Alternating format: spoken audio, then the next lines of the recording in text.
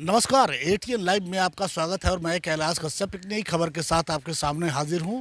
हालांकि ऐसा देखा गया है कि इस बार जो मानसून है बिहार के लिए वो बहुत अच्छा नहीं रहा, लेकिन शुरुआती दौर में अच्छी बारिश हुई है। इधर के कुछ दिनों में बहुत ज़्यादा बारिश नहीं हुई है, लेकिन गंगा का जो जल स्तर है वो काफ़ी बढ़ा हुआ है। इधर जैसे कि बताया जा रहा है कि लगभग 7 मीटर गंगा का जल स्तर बढ़ा हुआ है और बिल्कुल अब गंगा एकदम पटना के किनारे पहुंच चुकी है। अगर थोड़ा सा भी जल स्तर और बढ़ा तो पटना के कई इलाके जो हैं वो बाढ़ के शिकार हो जाएंगे।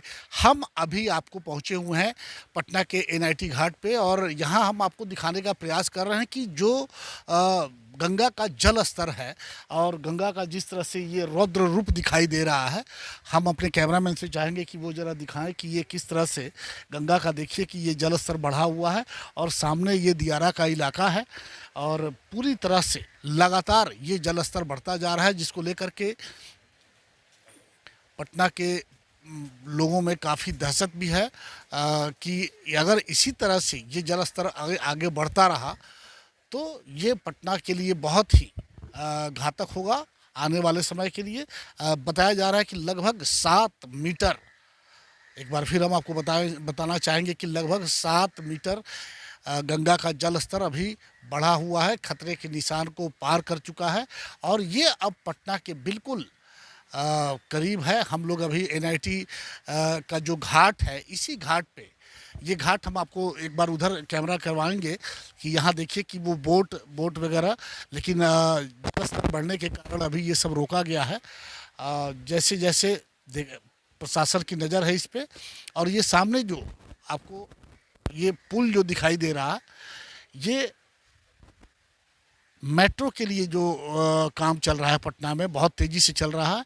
ये उसका है कि इस पर मेट्रो दौड़ेगी, तो ये पटना वासियों के लिए और ख़ास करके पूरे बिहार वासियों के लिए बड़ी अच्छी खबर है कि, लेकिन हम यहाँ पे अभी पहुँचे हुए हैं पटना के लगातार बढ़ रहे जो जल स्तर है उसको दिखाने के लिए कि देखिए किस तरह से गंगा का जल स्तर काफ़ी और ये पूरा इस तरह से बढ़ा हुआ है कि इसको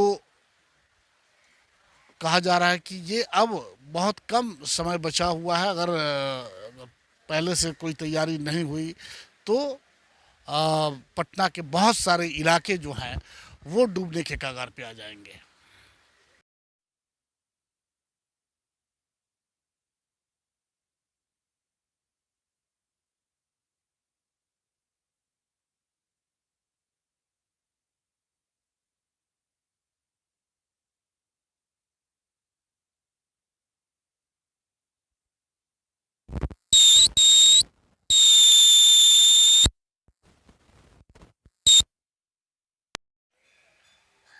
जैसे कि हम दिखाने आए हैं कि किस तरह से एनआईटी घाट पे जो पानी चढ़ा हुआ है उसको लेकर के यहाँ पे पहुँचे हुए हैं और देखिए ये नज़ारा जो सामने है, ये घाट पे पानी चढ़ चुका है और बहुत ज़्यादा ये कल से लगातार जो पानी का ये वेग है, लगातार इसका स्तर जो है वो बढ़ता जा रहा है। आप लोग तो यहाँ पटना के रहने वाले हैं। जी हाँ, पटना के रहने वाले हैं। अभी ये पानी कितने दिनों में बढ़ा है?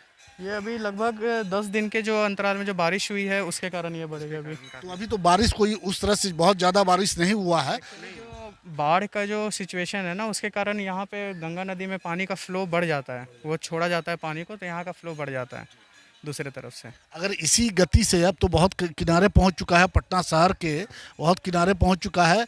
अगर इसी तरह से और बढ़ता रहा तो शहर के कई इलाके तो डूबने के कगार पे होंगे। जी हाँ, डूबने की तो संभावना रहती है, वो तो हर साल का हाल है, वो हर साल का हाल है। लेकिन ड्रेनेज सिस्टम अब सही से काम करे तो चल जाएगा। आपको क्या लगता है कि हर साल तो ये नज़ारा हम लोग देखते ही हैं, क्या इस बार वो कुछ बदलेगा या जैसे हर साल होता है उसी तरह से होगा?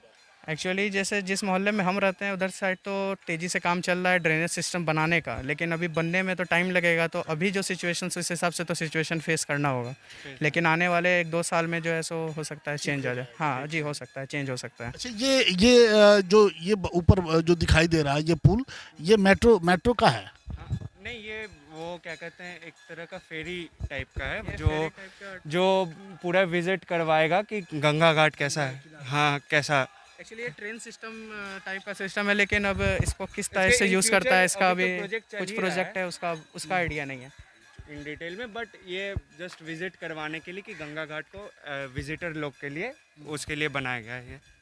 अभी जिस तरह से पानी बढ़ा हुआ है तो सारे बोट वगैरह सब बंद होंगे होंगे यहाँ पे। हाँ, करंट का इतना फ्लो है पानी में कि तो अभी जो है नहीं सो होना पानी चाहिए, क्योंकि अभी सिचुएशन सही नहीं है अभी बोटिंग के लिए। नाम बता दें अपना। मेरा नाम अनुराग कुमार झा है। पटना के रहने हाँ वाले। जी, मैं पटना के रहने वाला हूँ।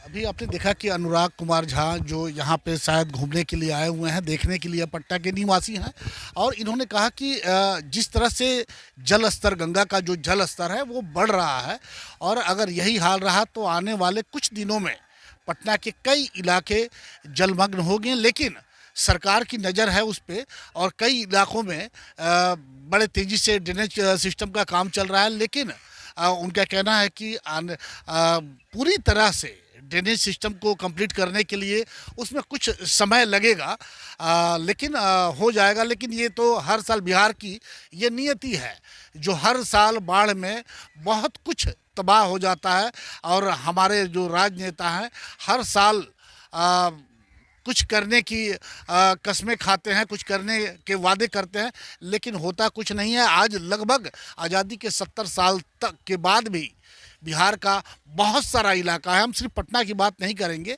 बिहार का बहुत सारा इलाका है जो आज भी जब बाढ़ आता है, आप पूर्वोत्तर के इलाकों में चले जाएं तो सारे लोग बेघर हो जाते हैं। और ये एक यूँ कहें कि मोटी कमाई भी है नेताओं का और इसमें अधिकारियों का, कि उसकी जो व्यवस्था होनी चाहिए थी, जो अधिकतर तो हमारे यहाँ बाढ़ का पानी, सबसे बड़ा पानी तो आता है नेपाल से, जो नेपाल का जो पानी उधर से जब इधर छोड़ा जाता है तो कई इलाके डूब जाते हैं, लेकिन उसको लेकर के कभी भी गंभीरता के साथ उस पर काम नहीं किया गया। हालांकि एक बार जब पूर्व प्रधानमंत्री अटल बिहारी वाजपेयी जीवित थे, प्रधानमंत्री थे, तो उन्होंने इसके लिए एक बड़ा अच्छा निदान खोजा था कि गंगा जितनी नदियां हैं उन सारे नदियों को अगर गंगा से जोड़ दिया जाए तो हम बहुत हद तक बाढ़ पे काबू पा सकते हैं। लेकिन शायद उनका वो प्रोजेक्ट, उनका सपना उन्हीं के साथ समाप्त हो गया, उस पर कोई कार्रवाई नहीं हुई। खैर, फिलहाल जो परिस्थिति है अब यह है कि लगातार पटना के किनारे NIT घाट पे हम लोग खड़े हैं। यहाँ लगातार गंगा का जल स्तर जो है वो काफ़ी बढ़ता जा रहा है, और जिसको लेकर के पटना के कई इलाके में खतरे की घंटी बज चुकी है, और हो सकता है कि कई इलाके इस बाढ़ के शिकार हो जाएं।